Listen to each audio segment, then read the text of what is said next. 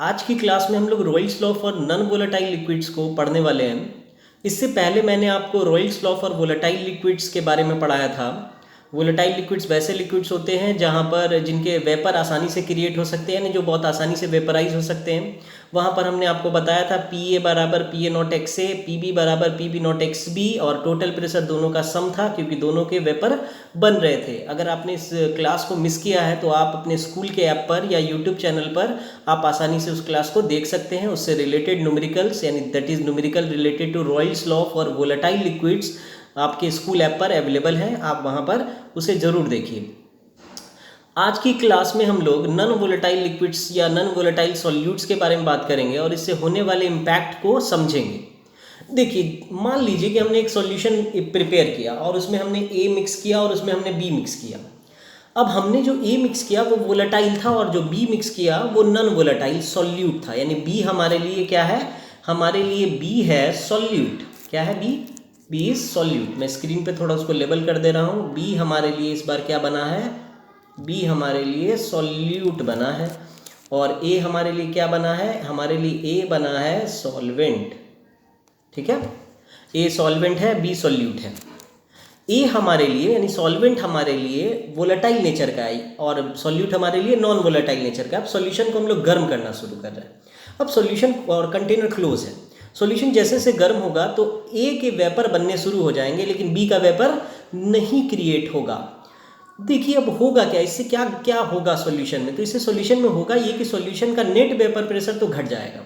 यानी what happened to the solution when non-volatile solute is added, so the vapor pressure of the solution get decreased.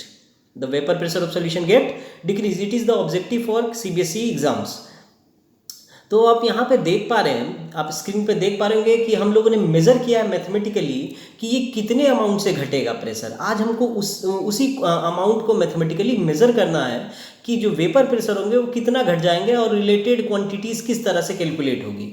तो देखिए, हमारे पास जो pure pressure था solvent का that is P A not, और जो सॉल्यूशन में प्रेशर आया दैट इज़ पी ए, जो कि किसके बराबर हो जाएगा? That is the total pressure of the solution, क्योंकि सिर्फ जो ए का प्रेशर होगा वही टोटल प्रेशर होगा, बी तो नॉन वोलेटाइल है। तो अब यहाँ पर देखिए हमने डिफरेंस निकाला, लोअरिंग ऑफ वेपर प्रेशर, आप देख पा रहे हैं स्क्रीन पर। अब देखिए इसमें होगा क्या कि जो पी ए नॉट था और जो पी ए है, पी ए नॉट ऑब्वियस से ज़्यादा होगा किससे? पी ए से, क्योंकि ये प्योर फॉर्म का प्रेशर है, ये हमारा प्योर फॉर्म का प्रेशर है और ये सॉल्यूशन में आने के बाद का प्रेशर है। और नॉन वोलेटाइल मिलाने से ऑब्वियस है कि प्रेशर जो होगा वो घट जाएगा, वेपर प्रेशर। तो हमने क्या किया, जो डिफरेंस था उसको कैलकुलेट किया। तो आप देख पा रहे होंगे स्क्रीन पर कि P A not minus P ए। तो आप देखिए अब यहाँ पर हमने क्या किया, P A not minus P ए की वैल्यू प्लेस कर दी, पी ए नॉट एक्स है, आप देख पा रहे हैं।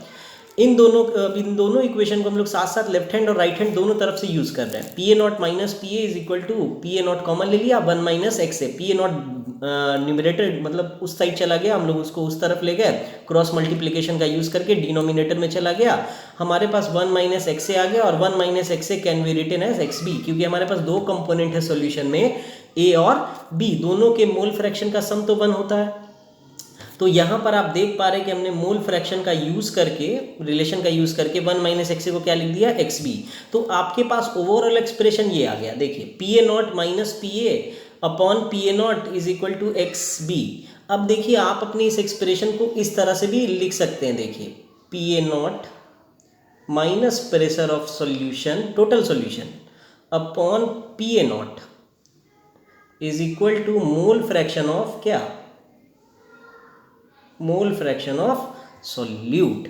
आप अपने एक्सप्रेशन को इस तरह से भी अपने हेल्प के लिए आप लिख सकते हैं। आपको ये ध्यान रखना है कि जो पी ए है वही हमारा सॉल्यूशन का टोटल प्रेशर है, यानी it is regarded as pressure of solution. अब देखिए, अब यहाँ पर आप समझने वाली क्या क्या बात है जिस जो ऑब्जेक्टिव के लिए इंपॉर्टेंट होती है। तो देखिए ऑब्जेक्टिव के लिए इंपॉर्टेंट पहला बात ये है, जो रिलेटिव, इस पूरे टर्म को, ये जो पूरा टर्म आप देख रहे हैं इसको कहते हैं हम लोग relative lowering of vapour pressure.